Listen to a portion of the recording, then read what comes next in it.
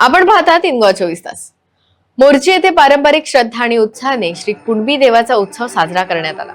या निमित्ताने विविध धार्मिक विधी आणि भजन संध्या आयोजित करण्यात आली। भाऊ नाईक आणि संदीप कामुलकर यांनी सादर केलेल्या भक्तिमय भजनांनी उपस्थित भाविक मंत्रमुग्ध झाले।